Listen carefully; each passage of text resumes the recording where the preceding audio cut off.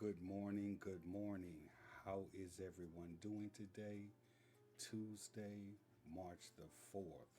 Starting a new month, new hope. Hey, let's make some positive things happen. Today, this is going to be brief as usual. We're going to talk about first time dealing with a death, what you need to know. I'm learning now more and more people are dealing with death for the first time. And truthfully, no one prepares you for what to do when someone passes. Who do you call first? What documents do I need when I come to the funeral home? So, today I'm going to talk a little bit about how to avoid some unnecessary stress in order to cope with this because it's difficult, because it's an emotional tie. But it has to be done, and we're going to talk about it today during this episode. And what I'm going to do is get right into it. No need to show any videos of foolishness all around the country because what it's going to do, it's going to perpetuate foolishness. So I'm making a decision to stop showing so much of it and let's go towards proper etiquette and how to honor your loved one with respect and dignity. So, first time handling a death, these are a few basic things that you need to know in order to make it as easy and stress free as possible. What should I do immediately after a loved one passes away? Well, it depends. Was it an expected death? Was it unexpected? We're going to get into if death is in a hospital. It operates a bit different than if it's hospice or a nursing home. When do you need to call 911? When do you not need to call them? These are some things that we're going to get into in this episode today. Well, who do I call first? Funeral home? Medical exam? Hospice? Police? It depends, as I said. If your loved one is in a hospital, you should first let the nursing supervisor or whomever the nurse is that is treating your loved one the wishes of the funeral home of your choice. Now, to let you know how that works, the remains normally cannot be picked up right at that moment from the bed. There's some paperwork that must take place behind the scenes. In the state of Virginia, most of the hospitals that we use do receive some sort of government funding, meaning the remains there must give right of refusal to donation. So LifeNet may contact you. But first, the hospital must notify them of the death. Let them know the criteria of the death, and then LifeNet will determine if your loved one could be a possible donor. That's why it takes so long sometimes for the funeral home to get the call from the hospital letting us know that it's now time to come pick up your loved one. It's just how it works. If they're in a nursing home, similar process. Let the nursing home know the funeral home of your choice And once they have all paperwork ready, they then will notify the funeral home.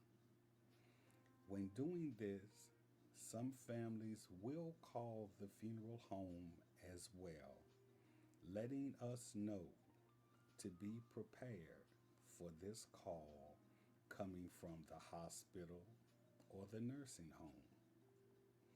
Now, if your loved one is in hospice, meaning at home, hospice is now taking care of them. Normally, when they're initially enrolled in hospice, the family is asked the funeral home of their choice.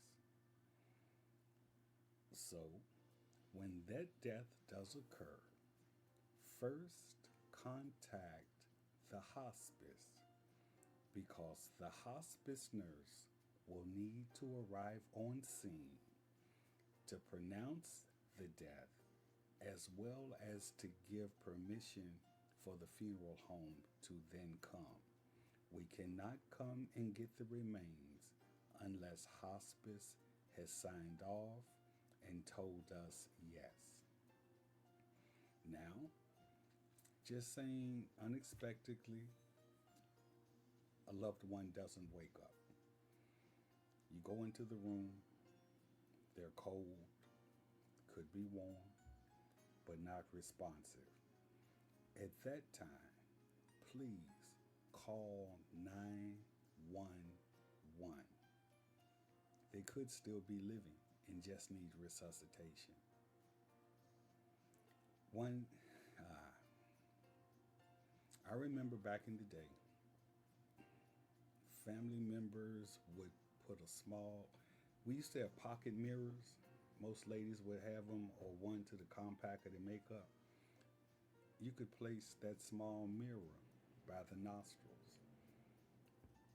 You wondering why? Because if they're still breathing, some vapor will hit that mirror and you'll see it. It'll be a test of death.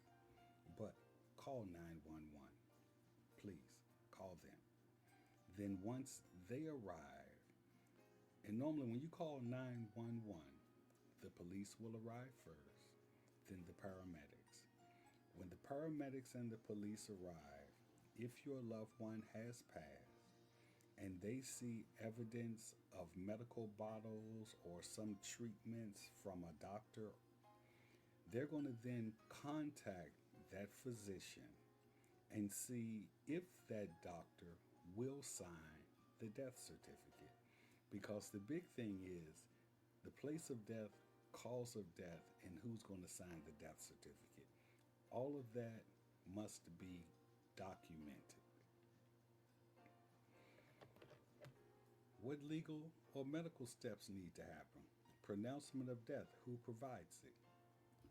If in a hospital, that doctor will, or whoever was there that first saw that remains had passed. Hospice nurse. Now, a discrepancy that families sometimes don't understand. They will find their loved one already deceased and notate that time, say 2 p.m. They contact hospice. The hospice nurse arrives at, say, 3:05. The hospice nurse is going to give that time of death as 3:05. That's when she saw it or he saw it with their eyes, and legally, that is the time that's going to be put on that death certificate. When an autopsy might be required? Well, we know in Virginia and most other states, homicide, suicide, suspicious death, normally if dying in the middle of a surgery, you will have an autopsy required by law. Now, say a doctor has been treating your loved one, they say they will sign, but you want an autopsy. The state of Virginia is not going to do one through the medical examiner because your physician has taken responsibility and says that he or she will sign. Well, can we do a private autopsy? Of course. There are a few companies on the East Coast that will come to the funeral home and perform an autopsy. It's going to be a fee, and the fee is going to be determined by what you ask them to look for and try to find as the cause of death. What is the fee? I don't know right offhand. The last one that I coordinated, the cost was roughly $4,000. Something to think about. So if the hospital or the medical examiner denies or declines an autopsy, yes, you can still have a private autopsy done for a fee. And most of them want to be paid before they do the autopsy. And here's something else with autopsies. If it's a state done autopsy, we probably will not get a death certificate with a cause of death for roughly 90 days. A lot of families don't understand that, but that's just how the system works. Once the remains has been picked up by the funeral home and it's in our care, we then need to make funeral arrangements. Well, how do I choose a funeral home?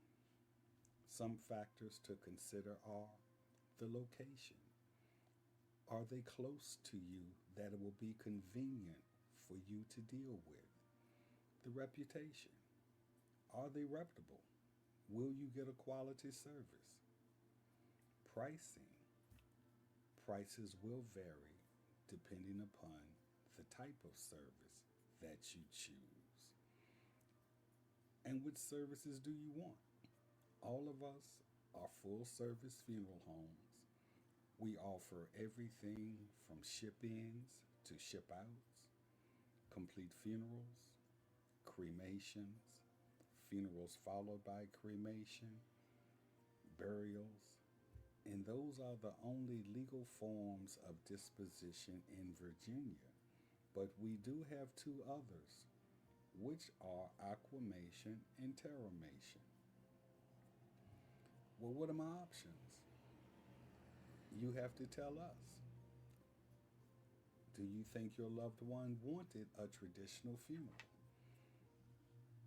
Meaning a funeral, body being embalmed, a viewing with friends, family, and community coming to view, the body taken to a church with a service. If going to a church, of course, we need a hearse. Do you want limousines to provide transportation for your family? And these are all choices that you must make, and we will accommodate. Do you want cremation? The differences are direct with no service, a cremation with a memorial service, or a full funeral followed by cremation. Would your loved one want green burial, meaning not being embalmed, placed in a biodegradable casket, and then buried directly into the earth? There are some special cemeteries in our state and across the country that do allow that. And those are the only options that we have here in the state of Virginia at this time. What if my loved one didn't pre plan? Well, most families have not pre planned when calling funeral homes in today's society. It is an at need situation. So, how do we start? Well, the law says number one, we must provide you with a general price list. Most of us have them online as well as the packages that we offer, catering to whether burial or cremation. I would start there so I could get an overview of what is offered and what the prices are. How soon does everything need to happen? That's all dependent upon you and your family.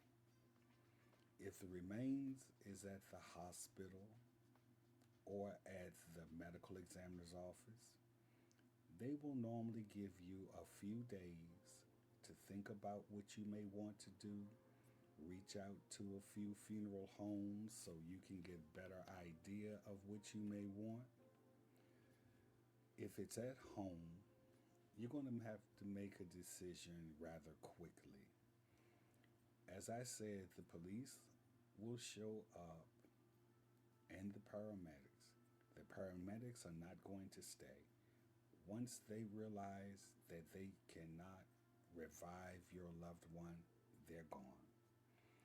The police will want you to make a decision while they're there, and they will actually make the phone call for you to the funeral home.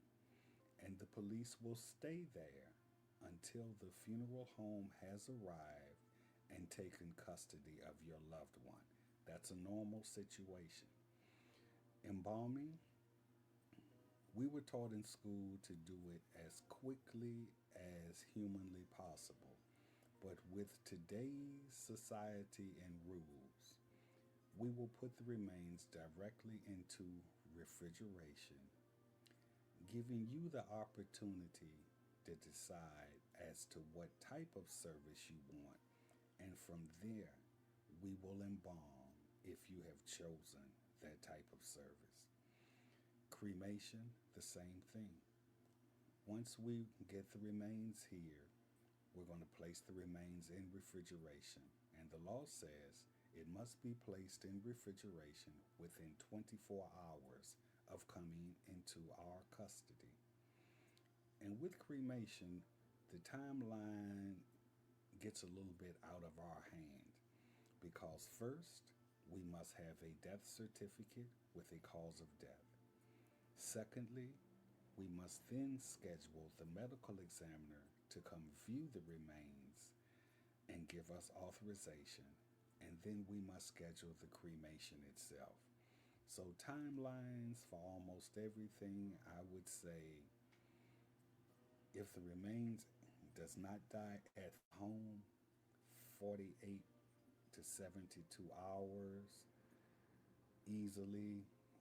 Once you get longer than about a week at a hospital, they're going to start pressuring you as to call someone. The state medical examiner may hold your loved one a bit longer before pressuring you, but truthfully, the family controls the timeline, not the funeral home. Some financial and legal considerations. How much does a funeral cost? And what payment options are available? Again, it all depends on you. Knowing that a funeral itself with burial is also going to have the fees of the cemetery.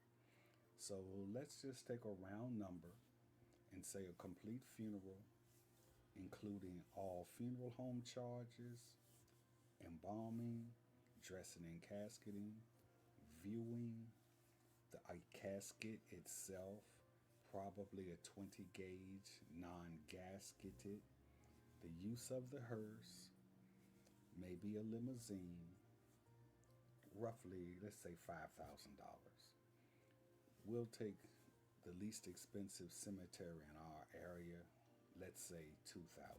So that funeral would be $7,000. If going with cremation, round numbers again, let's say a direct cremation is $1,500. You don't have any other expenses other than how many copies of a certified death certificate you want. So the price can fluctuate depending upon the type of service that you would like. What are some forms of payment? Of course, life insurance. Some families do have pre-need. We're gonna clear some myths up about veterans' benefits. The military is not going to pay for the complete funeral unless that person dies while on active duty. Crowdfunding. Now, that's something that, yes, has started to be popular. That's why I have a payment method directly on my website. Say you have a loved one, family has a meeting, 10 or 15, you all get together and say, hey, the price is this. We're going to put in $200 a piece. We can do that. You log on, list whose service is for, pay by credit card, and all of that goes towards the balance of the family's account. So, yes, we can use crowdsourced funding. Another thing, here we have a 70/30 plan. Yeah, we do. We'll work with you. A lot of people always ask, do funeral homes have payment plans? I don't know what their answers are, but yes, we do. So we will work with you.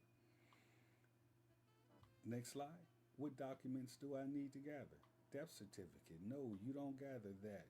We prepare that, send it to the doctor to be signed, file it, and get the copies for you. So, in order to complete that death certificate, we need what are called vital statistics.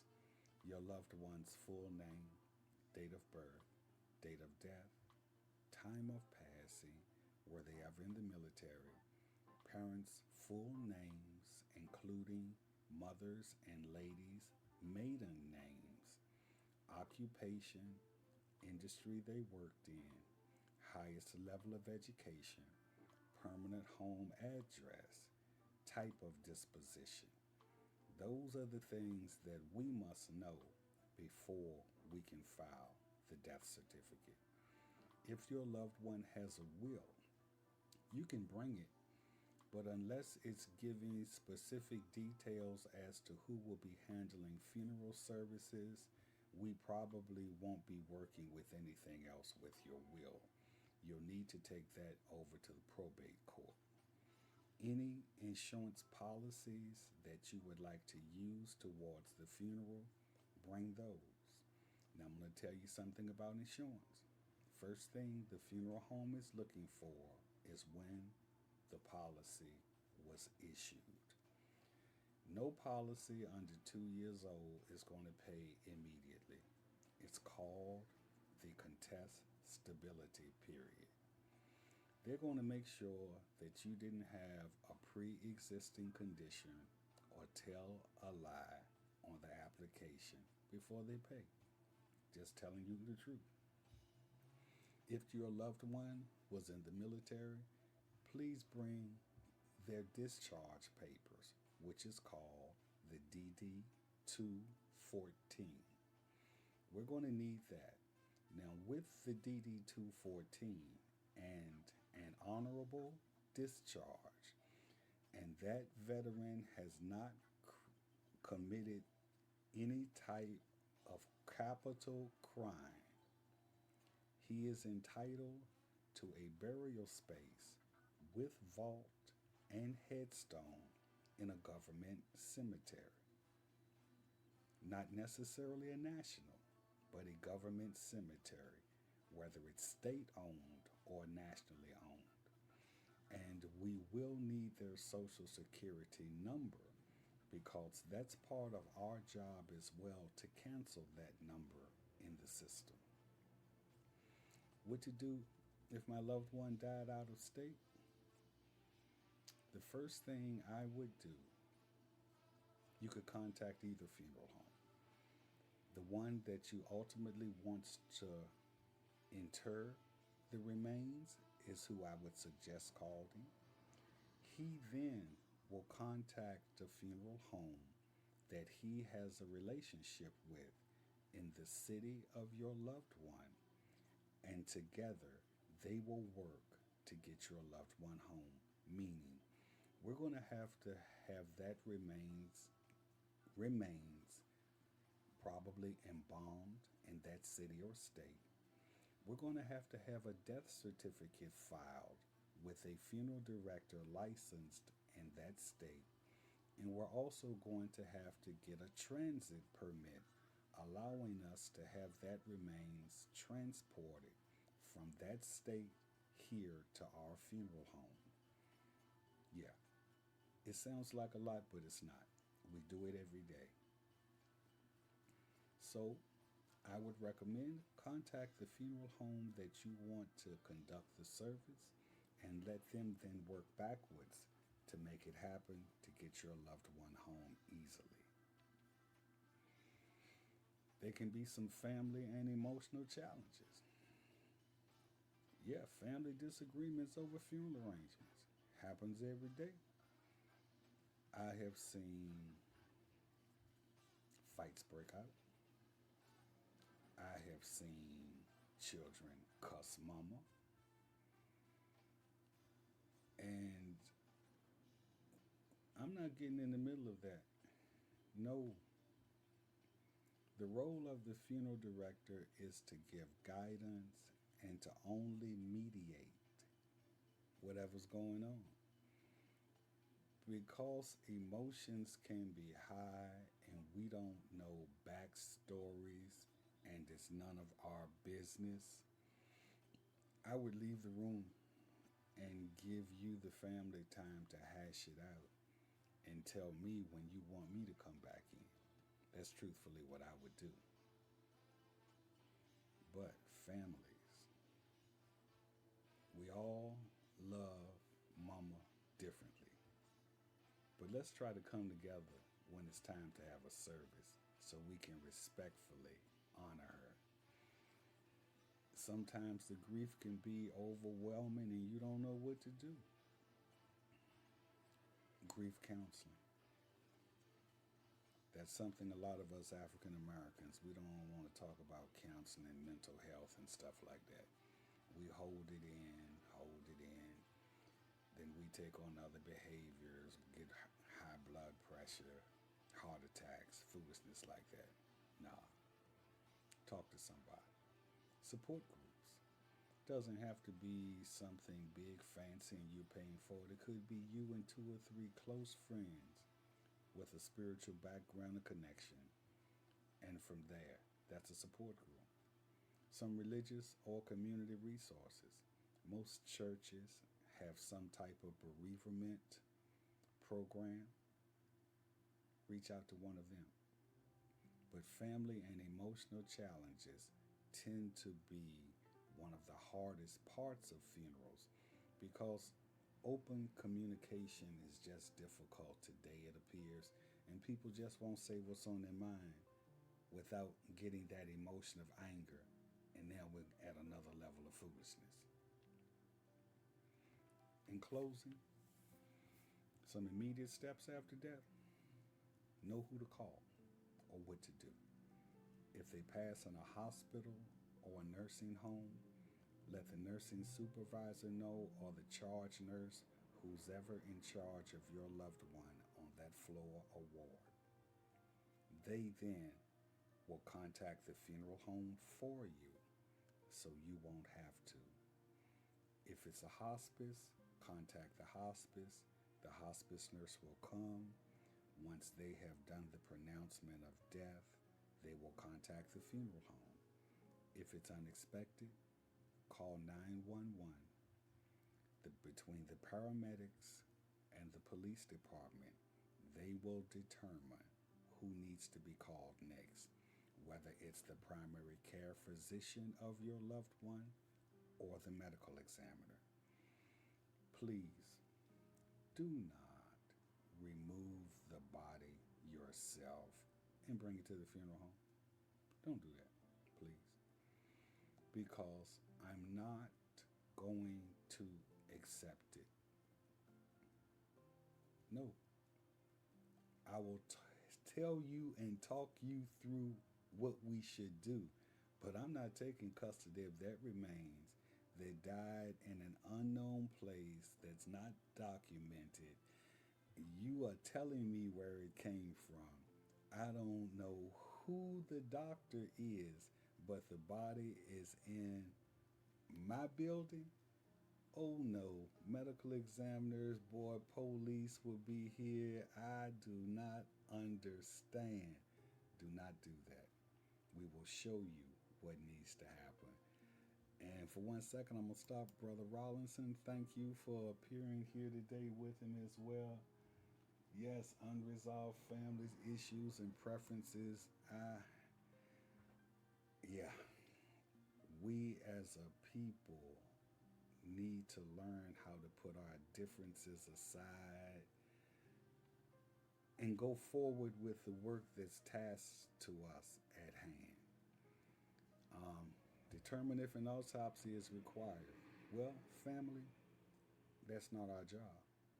Unless you want to pay for a private autopsy, unless the medical examiner says that this remains must be autopsy, it's just not going to happen like that. It's going to be a fee for you. And yes, an autopsy will delay a service because we can do nothing until that autopsy has been completed. Then we can start preparation of the remains.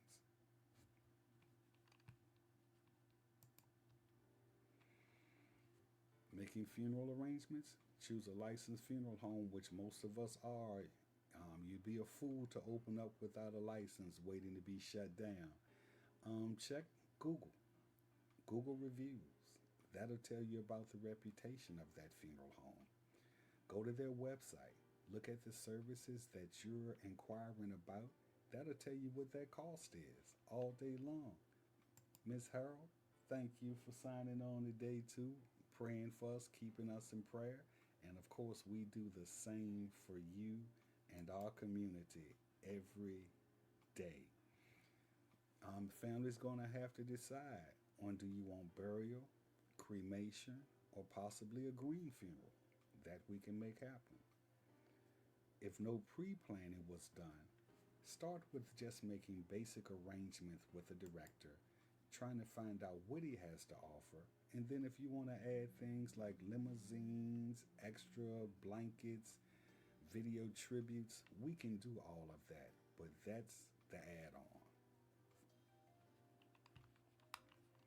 It's really not that complicated. It just requires you knowing what you want and sitting down making decisions. In closing, funerals can range from 1,500 for a cremation, and let's say we could take it up 12, 13, 20, 30, $40,000. If you want the Michael Jackson casket, that casket alone is 50,000. Brother Dwayne Jones, thank you for coming on today, my brother. We got to tell the truth, man. I cannot lie to people, hoodwink people, and try to upsell them like some people do. What are our payment options? Life insurance. We do have prepaid plans. There are some veteran benefits, and I'm going to get into that and tell you how to get them in another episode. We also do crowdsource funding. If multiple people want to help you pay for your service, we can do that. And of course, we offer the 70/30 plan, and we can stretch that out. We can go up to 18 months to help you. We're going to also need the essentials to complete your death certificate. If you have a will and want us to keep it on file, we can do that as well. Bring your insurance policies so we can go ahead and process those for you, and any of your social security information so we can file it. Family conflicts.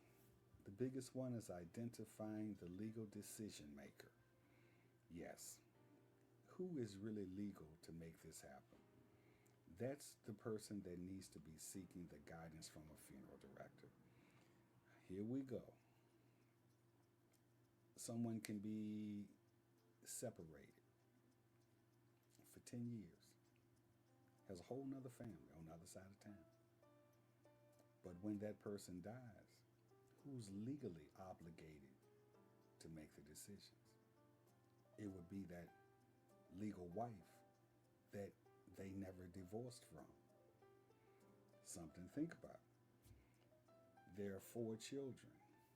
Which one is more legal to make arrangements?